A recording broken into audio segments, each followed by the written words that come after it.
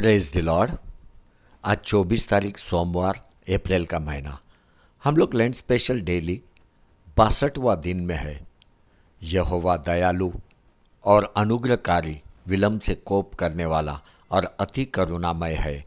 वह सर्वदा वाद विवाद करता न रहेगा, ना उसका क्रोध सदा के लिए भड़का रहेगा। उसने हमारे पापों के अनुसार हमसे व्यवहार नहीं किया और ना हमारे अधर्म के कामों के अनुसार हमको बदला दिया है। आमेन, आमेन, आमेन। आज अपन पहला यूहन्ना का किताब का सारांश को देखेगा। इसमें 5 अध्याय अपने को देखने को मिलता है, 5 चैप्टर्स।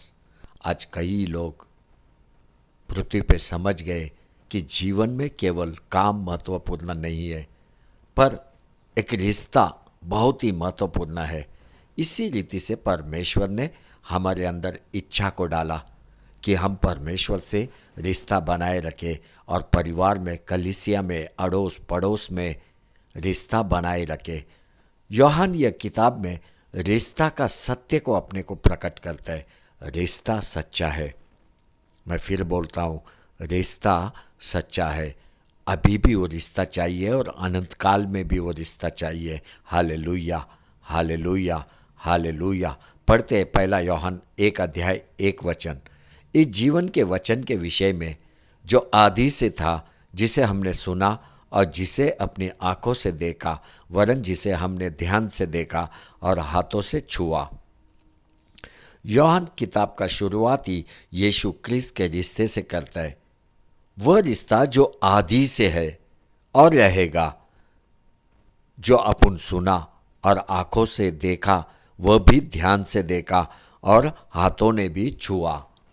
यह किताब को यूहन्ना ने लिखा। कुछ मुख्य वचनों को अपन पढ़ते हैं। पहला यूहन्ना 1 अध्याय 9 वचन। यदि हम अपने पापों को मान ले तो वह हमारे पापों को क्षमा करने और हमें सब अधर्म के शुद्ध करने में विश्वास योग्य और धर्मी है। पहला यूहन्ना 3 अध्याय 6 वचन। जो कोई उसमें बना रहता है वह पाप नहीं करता। जो कोई पाप करता है उसने ना तो उसे देखा है और ना उसको जाना है। पहला यूहन्ना 4 अध्याय 4 वचन। हे बालकों, तुम परमेश्वर के हो और तुमने उन पर जय पाई है, क्योंकि जो तुम में है वह उससे जो संसार में है बड़ा है। पहला यूहन्ना 5 अध्याय 13 वचन। मैंने तुम्हें जो परमेश्वर के पुत्र के नाम पर विश्वास करते हो इसलिए लिखा है कि तुम जानो कि अनंत जीवन तुम्हारा है। यूहन्ना के समय में कलीसिया में झूठ आत्मीय शिक्षक एक बड़ा समस्या था, क्योंकि यूहन्ना के समय में नया नियम पूरा लिखा नहीं गया था। शिक्षक नया नियम को पढ़ के कलीसिया में सिखाए, ऐसा पुस्तक पूरा उपलब्ध नहीं था। शिक्षकों ने क्या किया, अपने ही विचारों से अपने ही शिक्षा कलीसिया को दिया और इसी कारण से कई कलीसिया गलत शिक्षा का बलि हो गया। यूहन्ना ने यह पत्र सीधा सीधा लिखा, एक महत्वपूर्ण विषय को लेकर लिखा। वह क्रिस्त के रिश्ते बनाने के विषय में लिखा। उसका पत्र विश्वासियों को पूछता है, क्या तू सच्चा विश्वासी है? सच्चा विश्वासी कौन है? जो एक दूसरे को प्रेम करता है।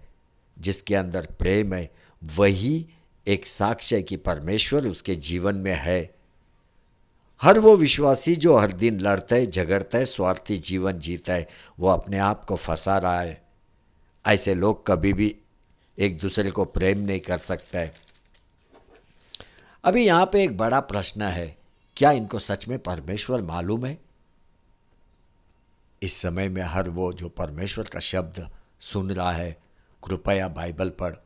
जितना ज़्यादा तू बाइबल पढ़ेगा उतना वचन तेरे हृदय में रहेगा और ये वचन तेरे को हर दिन दूसरों के साथ सहवास करने के लिए, प्रेम करने के लिए मदद करेगा, क्योंकि वचन परमेश्वर है।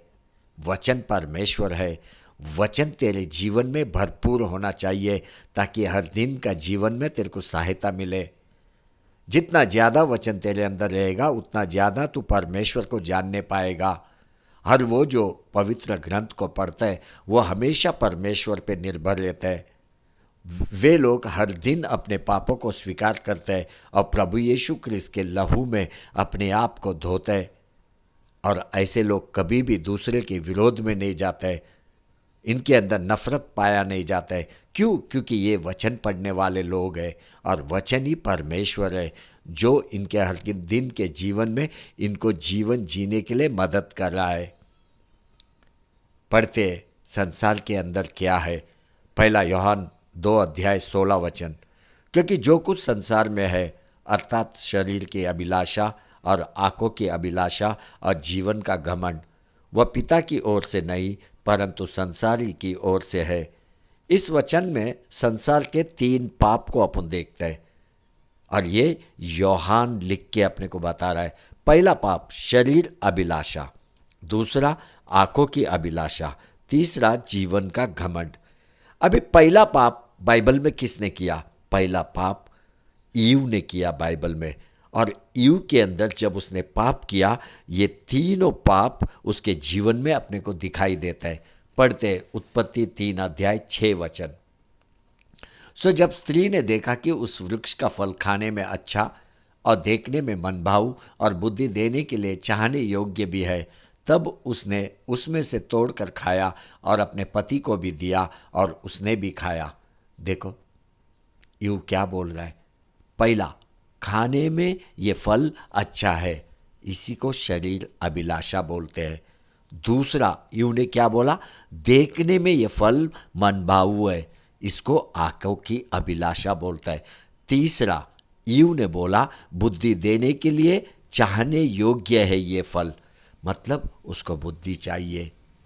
इसको जीवन का घमंड बोलता है, जीवन का घमंड। यूहन्ना का मुख्य उद्देश्य हम प्रेम और आनंद के साथ रहे, एक अच्छा सहवास सभी के साथ और प्रभु यीशु क्रिस्त के साथ करें। यह हर दिन अपने जीवन में अभ्यास कर। प्रेम को अपने जीवन से जाने मत दे, आनंद को अपने जीवन से जाने मत दे। जितना ज़्यादा तू प्रेम पर अभ्यास करेगा, मेरा यीशु प्रभु तेरे जीवन को पवित्र करते जाएगा। इतना ही नहीं, तुझे प्रभु यीशु क्रिस्त के स्वरूप में बदलते जाएगा। आमेन, आमेन, आमेन।